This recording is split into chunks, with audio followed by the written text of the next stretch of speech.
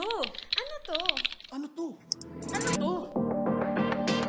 This is Solid Podcast. Ano to? Ano to? Leading you closer to your creator. Solid! Ngayon, tungo tayo sa ating main verse for today. Paano tayo naging solid kay Kristo? Sige nga, tingnan natin. Yan. Sabi sa Psalms 18 verse 2, "The Lord is my rock and my fortress and my deliverer, my God, my strength in whom I will trust, my shield and the horn of my salvation, my stronghold." Ang sumulat ng psalm na yan ay walang iba kundi si King David. Kilala niyo ba siya? Yes, kilala niyo ba siya? Yes.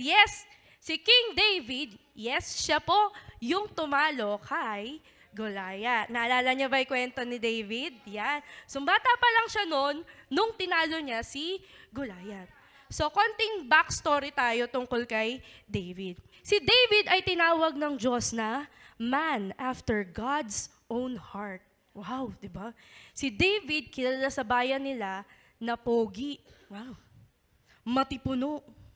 Malakas. Yes, at syempre, maka-Diyos. So, ngayon, nakita ng Diyos yung puso ni David. So, sinabi niya, bagay kang maging hari.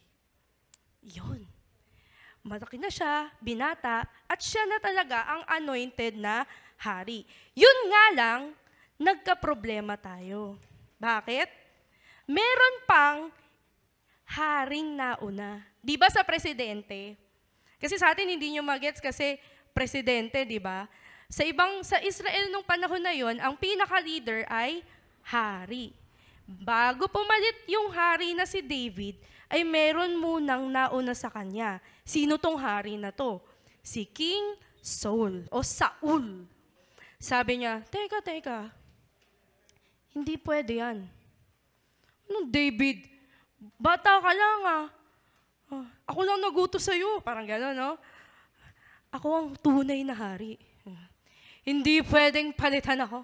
So, hindi naging smooth yung transition of power mula kay King Saul papunta kay King David. Pinipigilan ni King Saul na maluklok sa trono si King David. Sabi dito sa 1 Samuel 19 verse 1, Saul now urged his servants, inutusan niya, and his son Jonathan to assassinate David. Yan, ibig sabihin ng assassinate, papatayin.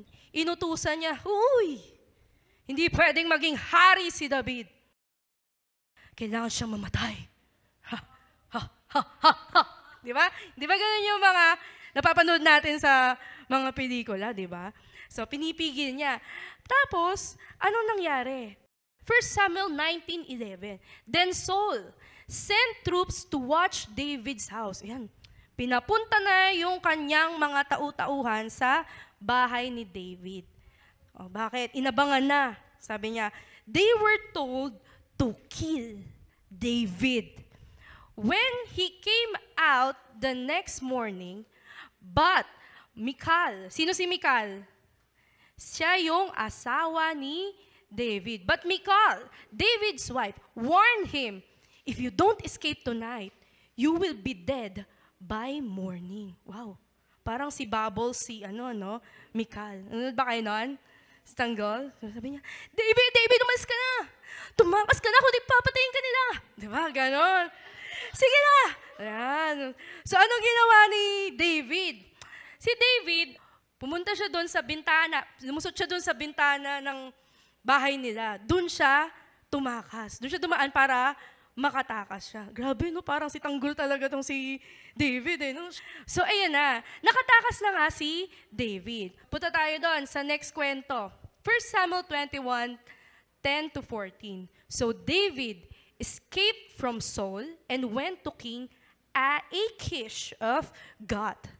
Naghanap siya ng pwede niyang puntahan or kampihan. Naghanap siya ng kakampi. Isipin mo naman, papapatay ka. Nangyari na ba sa inyo yun? Wala naman sigurong ganun dito. Wag naman sana, no? May gustong pumatay sa'yo. Naghanap ka ngayon ng pagtataguan mo? Siyempre, pupunta ka sa friend mo, sa tropa mo, trupa. Pwede mo punta ako dyan, tago niyo ako. Pero, ito yung catch. Sabi dito, but the officers of Achish were unhappy. Di sila masaya na nandun si David. Bakit? Sabi nila, isn't this David, the king of the land? They ask. Isn't he the one the people honor with dances singing? Saul has slain his thousands and David his 10,000s. Ano ibig sabihin yan? Etong akala niyang friend niya, binabackstab pala siya. Then nandun siya sa palasyo ni Achish, di ba? Tapos habang nandun siya, narinig niya nag-uusap sa di kalayuan, yung mga officers. Ano ba yan? Anong ginagawa niyan dito? Di naman yan welcome dito. May pahampatay yan. Palihas mo nga yan dito. So, suplong natin. Balik natin kay Saul. Parang ganun yun eh, no? So, ayaw nilang madamay. Sa madaling salita, yung akala niyang kaibigan niya ay hindi pala siya tinulungan. Or hindi sila willing na tulungan siya. Ang sakit, di ba? May ganun ba tayo? No? Yung akala mo, tropa mo, tapos pag nagkagipitan, bigla kang iiwan. Ganon ang pakiramdam ni David nitong mga panahon na to. So anong ginawa ni David? Takot na siya. Eto na. Hindi na niya alam kung ano ang gagawin niya. 1 Samuel 21:10-14, sabi niya, David took these words to heart. Dinamdam niya. And was very much afraid of Achish, king of Gath. Dahil hari ito eh. Alam niya kung ano yung kayang gawin ng hari sa kanya. Pwede siyang ibalik kay Saul. So anong ginawa nito ni David ngayon? So he pretended to be insane in their presence. And while he was in their hands, he acted like a madman, making marks on the doors of the gate and letting saliva run down his beard. Nakikita niyo si David? Sa sobrang takot ni David, di niya na alam ang gagawin niya, nagpanggap na lang siyang baliw. Nagbaliw-baliwan itong si David para hindi lang siya ibalik kay Saul or di lang siya mapatay. Kaya niyo ba yun? Grabe no, sobrang tuliro na siguro tong si David na to. Isipin mo, baliw-baliwan, yung ibig sabihin ng saliva ay laway. Gano'n niya yung laway niya, ayan o. At umaagos sa beard ni David. Binabasa niya sarili niya. Tapos gumagawa daw siya ng markings. Ano yung markings? Kinakalayod niyang gano'n yung gate. Parang aso. Di ba gano'n yung aso? Pag hindi mo pinakawalan, gustong kumawala, gano'n. Baliw-baliw na tong si David. Ginawa niya yon para lang makatakas. So ano nangyari? Ano kayang mangyayari? Sabi ni Achish, ano ba naman yan? Sabi niya, look at that man. He is insane. Why bring him to me? Sabi niya, ilayo niyo nga yung tao na yan sa akin. Baliw yan, pinapapasok niyo dito. Sabi niya, kulang pa ba yung mga baliw dito sa palasyo ko, dinagdagan niyo pa? Palayasin niyo yan. O, diba? So, si David ay nakatakas. So, saan ngayon nagpunta itong si David? So, David left Gath and escaped to the cave of Adullam. Saan siya nagtago? Sa cave of Adullam. Ano yung cave? Kuweba. Ah, yes. Nakakita na ba kayo ng kuweba? Yes. So, sa kuweba na ito, yan, dito siya nagtago. At dito rin niya naisulat ang Psalms 18 verse 2. Basahin natin ulit. The Lord is my rock and my fortress and my deliverer. My God, my strength, in whom I will trust. My shield and the horn of my salvation. My stronghold. Grabe. Tingnan natin kung ano bang itsura ng cave. Dito, sa ganitong klaseng cave, nagtago si David para hindi siya makita ng mga gustong pumatay sa kanya. Pero sa kabila, nung nararamdaman niyang takot, nasulat niya pa rin yun. Bakit? Ba't niya kaya naisulat pa yon? So to make the story short, si David ay nailuklok din naman sa trono. Pero nung mga panahon na yon, hindi niya alam kung anong mangyayari sa kanya. Hinahabol niya ang buhay niya. Ang cave, nung unang panahon, dito talaga nagtatago yung mga tao. Kapag may gera, saan sila pumupunta? Sa kuweba. Or sa mga rocky na building or structure. Actually, sa Pilipinas, nakikita niyo ba yung mga simbahan sa Pilipinas? Yung mga sinauna. Di ba? Saan gawa? Sa bato-bato. Dahil nung unang panahon, sa Pilipinas, uso din yung kidnapping. Ang mga tao nun sa baryo, pumupunta sa loob ng simbahan para magtago. Ganon din ang ginagawa ng mga sinaunang tao nun. Naghahanap ng solid na bagay para pagtaguan nila. Dahil kapag ang solid na bagay, doon ka nagtago, hindi ka basta-basta masisira. Kung gawa sa kahoy yan, sunugin lang, di ba? Patay ka na din. Pero dahil gawa solid rock, si David ay nakahanap ng safe space. So ngayon, ano ba ang ibig sabihin ng the Lord is my rock? Ano ba talaga yan, ma'am? Okay, number 1, it's all about trust. Sa Tagalog, ano ibig sabihin ng trust? Tiwala. So, nung nakita ni David to, yung rock, sabi niya, ito pwedeng pagkatiwalaan. Metaphorically speaking, yung rock sinisimbolize siya ng tiwala. Tiwala kanino? Sa Diyos. Tingnan natin, sa panahon kung kailan halos mamatay na si David at halos wala na siyang mapuntahan, alam niya lang kung sino ang karapat-dapat pagkatiwalaan. Walang iba kundi ang Diyos lamang. Sa mga panahon na may pinagdadaanan tayo, na para bang napakahirap, no? Na pagkatiwalaan ng Diyos. Ma'am, hindi mo naman naiintindihan eh. Wala ka kasi sa sitwasyon ko. Ang hirap kayang magtiwala sa Diyos kapag ganito yung pinagdadaanan mo. Pero si David, nakita niyo naman yung pinagdadaanan niya. Halos pamatay-matay na siya. Pero, pinili niya pa rin magtiwala sa Diyos. Bakit? Bakit ganun na lang katindi yung pagtitiwala ni David sa Diyos? Sige nga.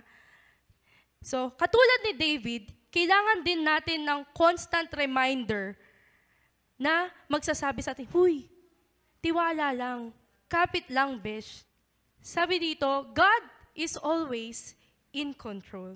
Hindi porket hindi pa nangyayari, ay hindi na mangyayari. Wow, ang sarap, no? Niniwala ba kayo doon? Hindi porket hindi pa nangyayari, ay hindi na mangyayari. Sabi nga sa kanta, di ba? Even when I don't see it, you're working. Even when I don't feel it, you're working. Ang Diyos ay laging kumikilos sa mga buhay natin. Minsan, may mga pangarap tayo na para bang nagkakaroon ng delay, pero alalahanin natin na ang Diyos ay palaging nandyan. Siya ang may control ng buhay natin.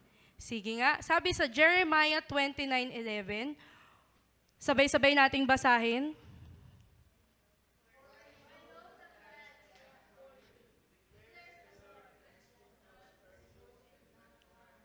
Plans to give you hope and a future. Wow, mismo, di ba?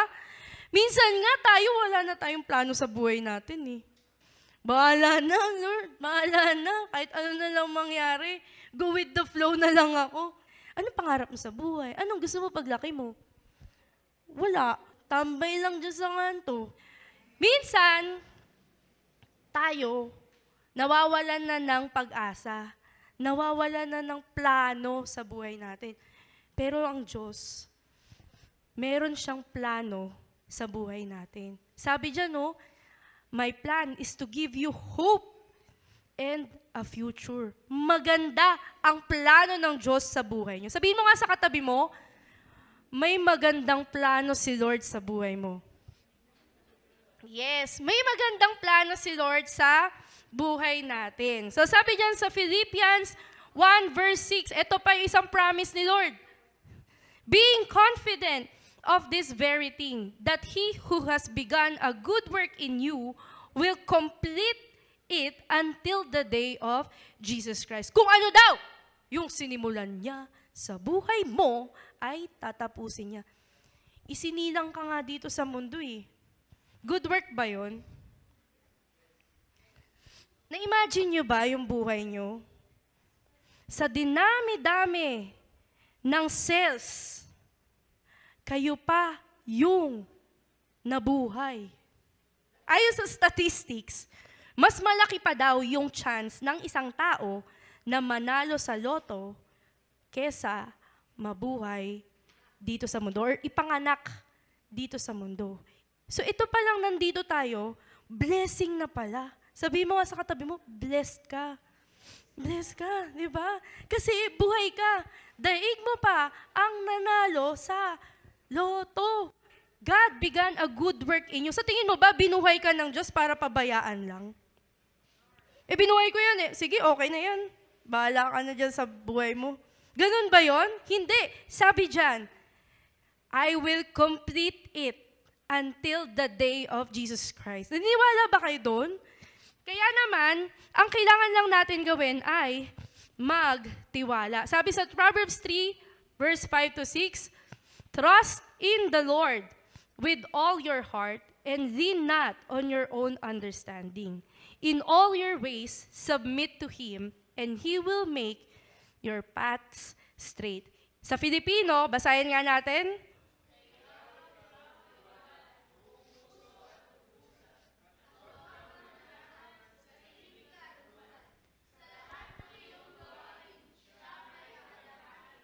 Upang ika'y patnubayan sa inyong tatahakin.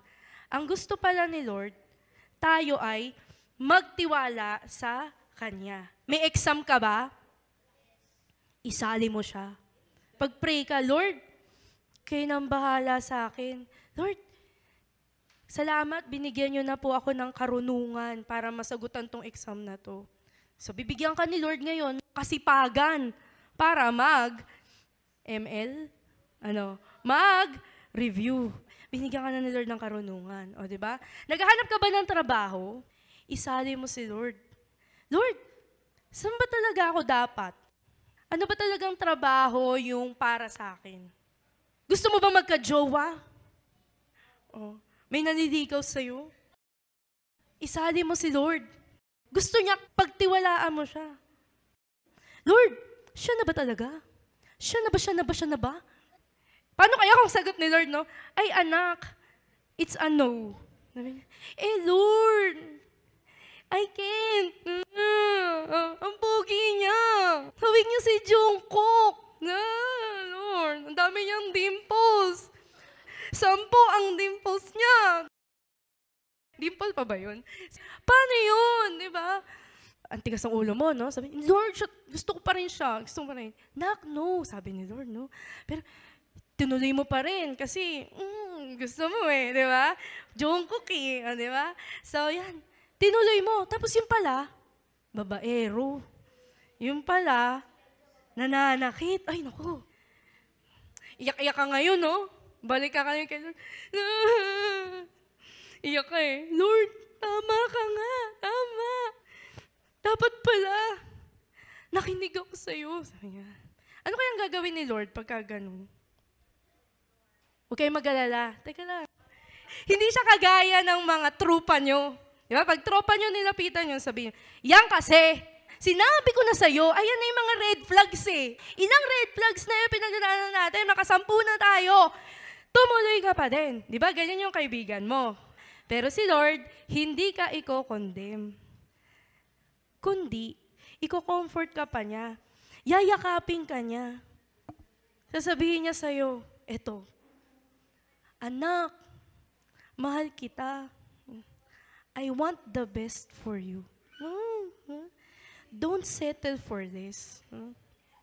Diba? Yun ang relationship na gusto ni Lord para sa atin, di ba? Grabe, no? Can you imagine? Yung Diyos na gumawa ng universe, may pakialam sa relationship mo. Wow. Gaano ka ka-special? Mahal na mahal ka ng Diyos. Diba? Grabe. Nakakatuwa na ang Diyos na meron tayo, nagmamahal sa atin. So, tiwala lang, sabi nga dito, diba? Sabi ni David, tiwala lang. The Lord is my rock. Ano nga ulit yung meaning ng the Lord is my rock? Number 1, trust. Number 2, strength. Ano yung strength? Lakasan. Sa difficult times, di ba, parang nagiging desperado ang tao. Kagaya nung nangyari kay David. Nung panahon na para bang hinahabol na siya ng kamatayan, naging desperado siya. At kung ano-anong ginawa niya sa buhay niya, sa sarili niya. O balik tayo ng konti. Naalala niyo ba? Nung tumakas siya kay King Achish, anong ginawa ng mga officers? Pinag-chismisan siya, di ba? Binackstab siya, no? So ano nangyari? Next. Dahil narinig niya 'yon, dinamdam niya. Dinamdam niya. Pagkatapos ng damdamin, nagbaliw-baliwan si David. During difficult times, minsan, ganun din tayo. Para tayong si David. Di ba minsan, pagka may pinagdadaanan tayo, ano ginagawa natin? Ha? Nababaliw-baliw tayo, di ba? Sabi nga nung iba, tinutoyo daw. O, ayan. Ano ginagawa? Nagpo-post sa social media ng kung ano-ano, di ba? I-chat ngayon yung kagalit niya. Di ba? Tapos, pag nahimasmasan ka na, bigla kang ba't ko ba nasabi yun, di ba? Ba't ko ba na-post yun? Na-screenshot na. Wala na. Ganon ang nangyayari sa mga tao na may pinagdadaanan, nanghihina, nako-confuse, nagkakaroon ng doubt sa sarili. Kaya naman, nakakagawa ng mga maling desisyon sa buhay. Kaya anong dapat nating gawin kapag tayo ay nanghihina? Feeling mo ba na hinang-hina ka na at ubus na ang lakas mo? Sabi diyan sa Isaiah 40:29, He gives power to the weak, and to those who have no might, He increases strength. Napapakanta ka na din ba ng gusto ko nang bumitaw, ngunit ayaw pa ng puso? Anong sagot ng Bible dyan? Psalm 73 verse 26, My flesh and my heart fail, but God is the strength of my heart and my portion forever. Hindi mo man kaya sa sarili mong lakas, kakayanin mo dahil si Lord ang nagbibigay ng lakas sa iyo. Next. And He said to me, My grace is sufficient for you, for my strength is made perfect in weakness. Therefore, most gladly I will rather boast in my infirmities, that the power of Christ may rest upon me. May mga weaknesses ba kayo? May mga bagay ba sa buhay nyo na you feel inferior? Or parang merong mga insecurities? Kasi ma'am, hindi naman ako pinanganak na mayaman. Hindi naman masyadong matangkad. So may mga bagay talaga na nakaka-insecure sa atin. Lalo na kung sinasabi ng mundo, eto yung standard. Dapat, para magtagumpay ka sa buhay, dapat kamukha mo si Daniel Padilla. Para maging successful ka, dapat kasing payat mo si Catherine Bernardo. Pero that's a lie. Pero minsan, pag humaharap ka sa salamin, we feel insecure. Lord, ba't ganito naman ang ano ko? Bakit? Ba't ganun? Yung ilong ko, kahit pisil-pisilin ko, ito pa rin. Ba't ganun? Ba't sila ang payat? Ako, hindi masyado. Pero sabi dito, ito yung promise ni Lord. Kung meron man tayong mga insecurities at mga weaknesses, si Lord ang bahalang magpuno nun. Kung ano man yung mga insecurities na meron tayo or mga weaknesses, siya ang bahalang magpuno para magawa natin yung layunin niya sa buhay natin. Next, finally, let the mighty strength of the Lord make you strong. Lobat ka na ba? Hayaan mong si Jesus ang mag-recharge sa buhay mo. Siya lang ang tanging makapagbibigay sa atin ng supernatural strength para harapin ang buhay. Di ba minsan may mga panahon na ayaw mo nang bumangon? Pero si Lord, nandyan palagi para bigyan tayo ng lakas na lumaban pa rin sa buhay. So ngayon, balik tayo. What does it mean that the Lord is my rock? Number 1, it's all about trust. Number 2, strength. So, I want to end my message sa inspiring story ng The Three Little Pigs. Gusto ni Lord na para tayo yung third pig, no? Gusto niyang bumuo tayo ng bahay na gawa sa bato, na hindi ka kailanman matitibag ng kaaway. Hindi ka basta-basta susuko sa buhay. Ma'am, paano ko gagawin yan? Kailangan mo ng bato. Kailangan mo ng rock. Who is this rock? Iba to sa mga batong na-encounter nyo. Ito ang batong kailangan nyo sa buhay nyo. Ang tunay na magbibigay ng kasiyahan at kakontentuhan sa buhay ninyo. Sino ba itong batong ito? Batong-bato na ba kayo? Una dyan. Sino to? Sabi sa 1 Corinthians 10:4b, that rock was Christ. Yes.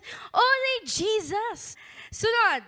Matthew 7 verse 24. Sabi dito, anyone who listens to my teaching and follows it is wise, like a person who builds a house on solid rock. Kagaya nung third pig, gusto ni Lord na magkaroon tayo ng bahay na gawa sa solid na bato. Sino ang batong kailangan natin? Si Jesus Christ. So ngayon, nangungusap siya sa bawat isa sa inyo. Sabi niya, anyone who listens. Naririnig niyo ba ang tinig ng Diyos ngayon? Gusto ni Lord, gusto ni Jesus na magkaroon kayo ng relationship sa Kanya. Hindi yung relationship na kilala niyo lang siya. May mga tao bang kilala kayo? Kilala niyo ba si Catherine Bernardo? Yes. Pero kilala ba kayo ni Catherine? Hindi. May relationship ba kayo ni Catherine? Wala. Diba? Wala. Hindi kanya kilala. Parang ganun din yun kay Jesus Christ. Oo, ma'am, kilala ko naman yan si Jesus. Alam ko naman yan, Jesus na yan. Naririnig ko na yan. Ang tanong, mayroon ka ba talagang relationship kay Jesus? Meron ba talaga kayong ugnayan or connection? Ngayon, kung naririnig mo ang boses niya at sinasabi niyang, halika. Halika na. Let's have a relationship. Eto, para kang itong babaeng to, sabi niya, I need to get back to God. Babalik na ako. Sabi ni Jesus, I never left. Hindi naman ako umalis eh. Sa lahat ng panahon, sa lahat ng pagkakataon, kasama mo ko. Kaya nga, you made it through because He carried you. Ano nang mga nakamit mo sa buhay ngayon? Ano nang mga narating mo? Sa tingin mo ba nagawa mo yon sa sarili mong lakas? Hindi. May Diyos na nagbuhat sa atin. May Diyos na piniling pasanin tayo. Sa kabila ng hindi tayo faithful, nakakalimutan natin siya. Pinili pa rin niya tayong kargahin. At nandito tayo ngayon, nakakatayo. Kahit napakabigat mo, pinili pa rin ni Lord na buhatin tayo. Hindi man natin nafe-feel yun. Kasi feeling natin, tayo yun eh. Diba? Ang tendency ng tao, akuin yung mga credit na nangyayari sa buhay niya. Halimbawa, nagtagumpay ka, naging first honor ka. Ang galing ko, talino kasi ko eh. Pero sino ba nagbigay ng lakas sa'yo? Sinong nagbigay ng talino sa'yo? Sino nagbigay ng resources mo? Si Lord. He carried you. Bata ka pa lang. Sinusubaybayan ka na niya. Kagaya ng ginawa niya kay David. Diba? Hanggang sa maging hari si David, hindi niya pinabayaan si David. Kahit minsan, kahit feeling ni David wala na siyang kakampi, nandyan pa rin si Jesus. Lagi siyang inaalalayan. Ganon din tayo. Ganon ka din. Kahit feeling mo walang nangyayari sa buhay mo, nandyan si Lord palagi. Ginagabayan ka. Inaakay ka. Pinapasan ka. Kahit gaano ka man kabigat. So ngayong araw na to, gusto ko lang imbitahan kayo. If God is speaking to your heart right now, pray this prayer with me. Kung nararamdaman mo ngayon na gusto ng Diyos na magkaroon ng relationship sa'yo, kung nararamdaman mo yung presensya at pag-ibig niya sa'yo ngayon, sabayan niyo ako sa panalangin na ito. Diyos naming Ama, maraming salamat po dahil minahal niyo ako. Sa kabila ng mga pagkukulang ko, ay pinili niyo pa rin na mamatay para sa akin. Ang kininang kasalanan ko. Salamat po dahil pinatawad niyo na ako. Lahat ng mga kasalanan ko, mula nung bata pa ako, at mga magagawa ko pa, ay inyo na pong pinatawad. At bayad na dahil sa ginawa niyong sakripisyo sa krus ng Kalbaryo.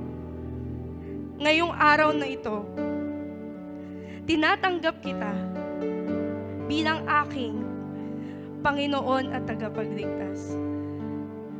Isulat niyo po ang aking pangalan sa aklat ng buhay.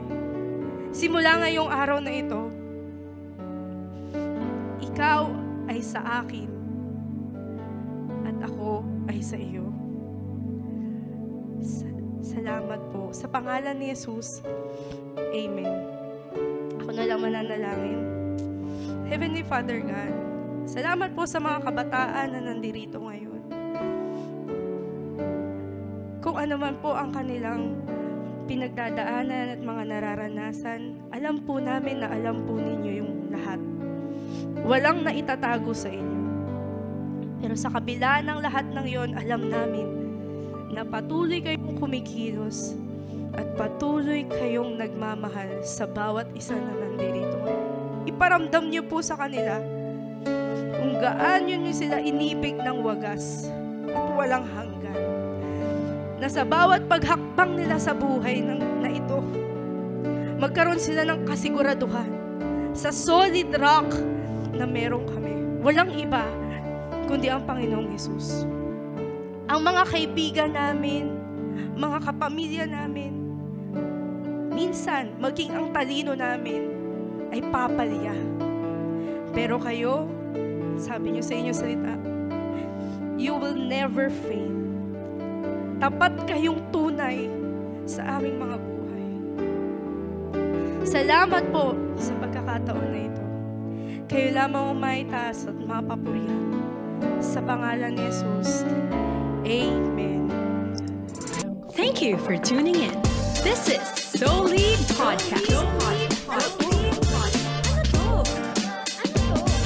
Leading you closer to your Creator.